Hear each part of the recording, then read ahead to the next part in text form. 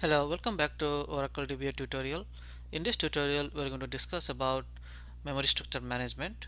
That means how do I manage the SGA and PGA and UGA.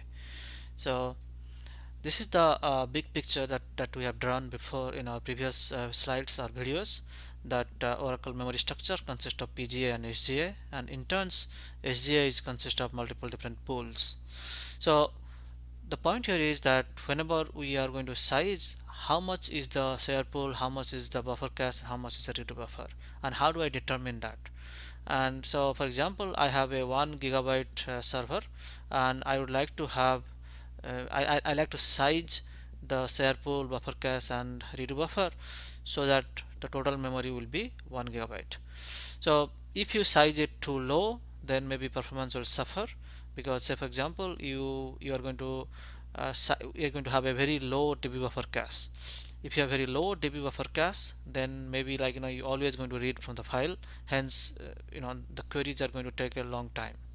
Whereas if you, for whatever reason, you increase that DB buffer cache say to 900 MB, so then you just have only 100 MB left on your system.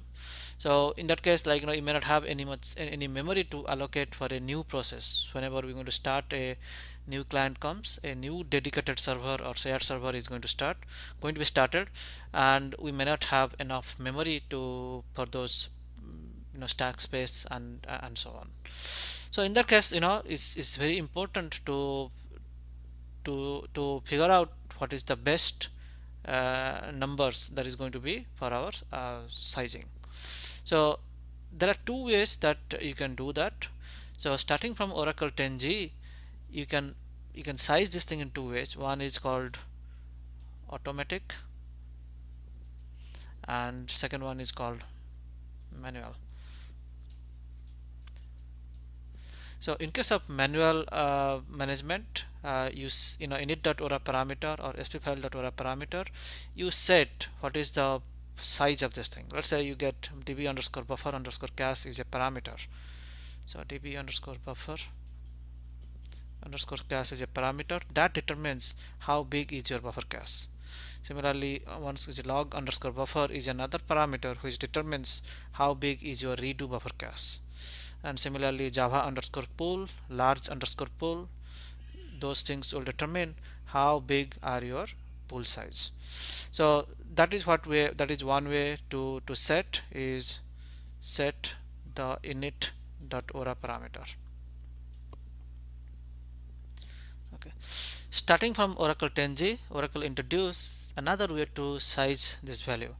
Instead of setting each and individual pool, just tell how big your SGA will be. Let's say I just say that okay, my SGA size will be 1 gigabyte, right?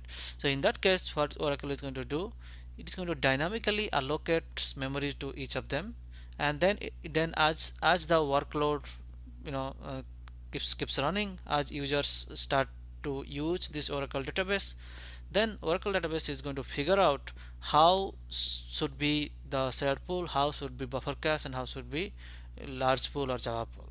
Okay, so essentially what it's going to do, it will learn while running the you know the queries, running the SQL statements. Oracle will determine or advise how big will be your share pool.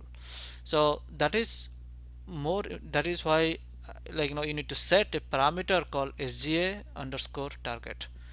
So let's say you set SGA underscore target to 700 MB.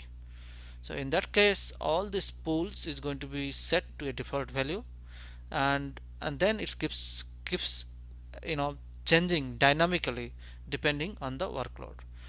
The one thing is that not all these pools can be changed dynamically. There are certain pools that can be changed dynamically, and you can take a look at a table called $SGA info. So in $SGA info, if you query, you will find out which pools are resizable. Okay, so that means certain things is resizable, and so other things is a constant value that you supplied at the time of database startup. So this is resizable. So shared pool is resizable always. Buffer cache is always resizable. large pool resizable, lava pool resizable, and then streams pool resizable. Only thing that is not resizable is redo buffer. Okay, so redo buffer cannot be resized dynamically. So you need to start, if you want to have a second, different value of this pool, then you set a parameter called log underscore buffer, and then you restart the database in that way that this parameter is going to be reset. So in this example, whenever we say that SGA target is equal to 700 MB, then Oracle will make sure that all this total together is 700 MB. Let's say we ask as a log buffer is equal to 100 MB. Okay, so let's say this is how it's going to look like. So this is our SGA target, this is the complete SGA, and out of which I say that 100 MB is for redo buffer, so which I give at the time of database startup. Then let's say like there are some other fixed value, let's say that is another 20 MB. So essentially 120 MB is the fixed amount of memory, and then the remaining 508 MB, which is between say buffer cache, share pool, Java pool, and large pool, and streams pool, right? So all this thing is going to have 580 MB total. So it is going to start with something, and then as it learned that this system, let's say that we are running this thing, and maybe it will allocate some values to start with, and then whenever somebody is just doing some select star from MP or some queries, then we need a bigger buffer. Then it will try to figure out if we from where it should supposed to decrease, which pool supposed to be decreased, so that we can increment the buffer cache. Okay, so all these things are going to happen dynamically. Okay, so the good thing about this is that the system will do that for you, and then you don't have to worry about changing this init.aura parameter. If you change this init.aura parameter, then you need to be very proficient of changing this thing. Otherwise you might be, instead of making it good, you might be making it bad. Alright, so here is another deal, like even if I set SGA underscore target to 700 MB, then I also can set buffer cache to a predetermined value. Let's say I do buffer cache is equal to 200 MB. So in this scenario, what's going to happen is that, let's say this is our SGA target is 800, so 100 MB is still gone for this redo buffer, just 20 MB is gone for this other fixed size, and then database buffer is 200 MB. That means this 200 MB cannot be resized later on. Then whatever, we started we total is 700 MB. I think how much we are already consumed 320 MB.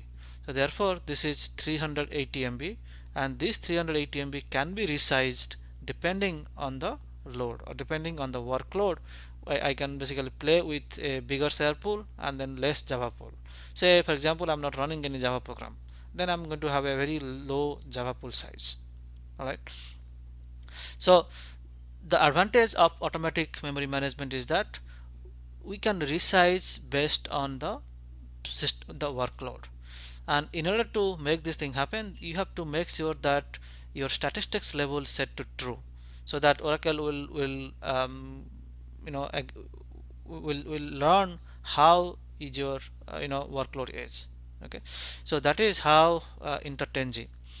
In case of 11G, what we can, so for example in 10G we can set this target, that means SGA underscore target we can set. In case of 11G, we can set another variable called memory underscore target.